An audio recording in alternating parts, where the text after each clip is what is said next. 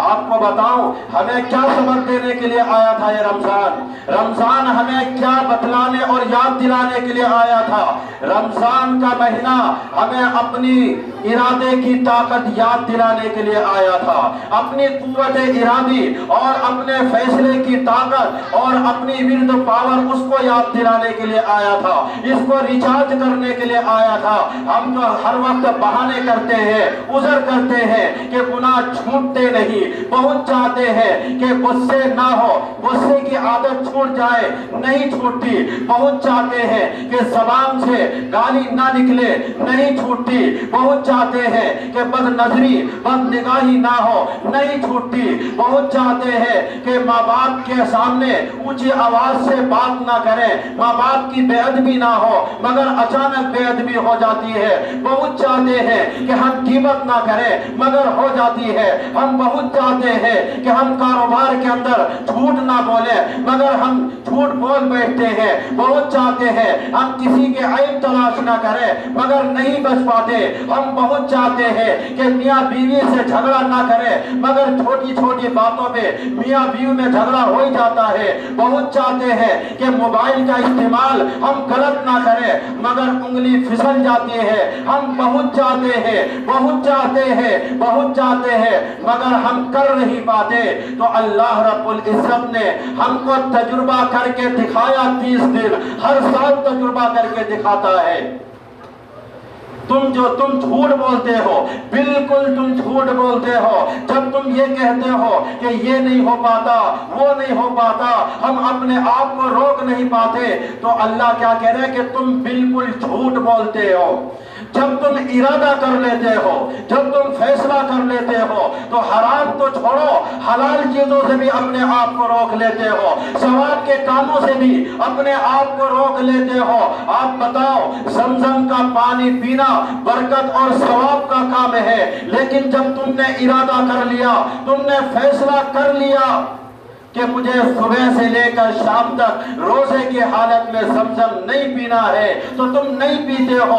خون پسینے کی کمائی، محنت کی کمائی سے خریدی ہوئی چیز، ایک گھونٹ پانی نہیں پیتے، ایک لقمہ کھانا نہیں کھاتے، تم کو بھوک لگ رہی ہوتی ہے، تم کو پیاس لگ رہی ہوتی ہے، تمہارے ہونٹ خشک ہو رہے ہوتے ہیں اور بہت سو کو تو بولنا مشکل ہو جاتا ہے، لیکن تم کھاتے کیوں نہیں، تم پیتے کیوں نہیں؟ اس لیے کہ تم نے یہ فیصلہ کر لیا ہے، تم نے ارادہ کر لیا ہے کہ ہم کو کھانا نہیں ہے، ہم کو پینا نہیں ہے۔ تم بند کمرے میں ہو، کوئی دیکھنے والا نہیں ہے، تم کو سخت پیاس لگ رہی ہے، فریج کے اندر ٹھنڈا پانی موجود ہے، مشروبات موجود ہے، طرح طرح کے کھانے پینے کی چیزیں موجود ہے، لیکن تم نہیں کھاتے اور بہت آسانی کے ساتھ بچ جاتے ہو، کوئی زیادہ مجاہدہ بھی نہیں کرنا پڑتا۔ شروع میں کچھ لوگوں کو کچھ محسوس ہوتا ہے لیکن پھر بھی اس کو عادت بن جاتی ہے، چونکہ انہوں نے ارادہ کر لیا، ارادے کی طاقت کو استعمال کیا۔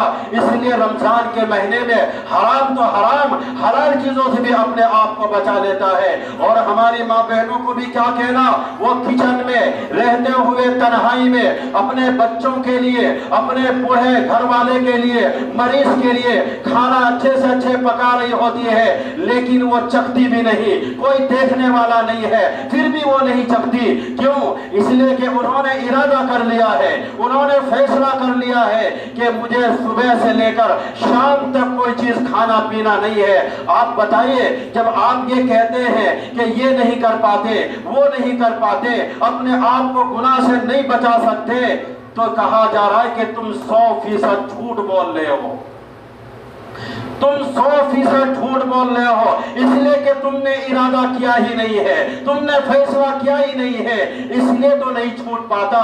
تو یہ ہر سال جو رمضان آتا ہے ہمیں یہ یاد دلانے کے لیے آتا ہے، ہمیں یہ بتلانے کے لیے آتا ہے کہ جھوٹ بولنا چھوڑ دو، بہانہ بازی چھوڑ دو۔ جب تم ارادہ کر لیتے ہو، جب تم فیصلہ کر لیتے ہو تو حرام تو کیا، تم حلال چیزوں سے بھی اپنے آپ کو روک لیتے ہو۔ بد نظری اور غیر محرم لڑکیوں کو دیکھ کر لذت لینا دور کی بات ہے، جو تمہاری بیوی ہے، حلال ہے، उसको भी तुम लज्जत की नजर से रमजान के महीने में दिन में तुम नहीं देखते हो।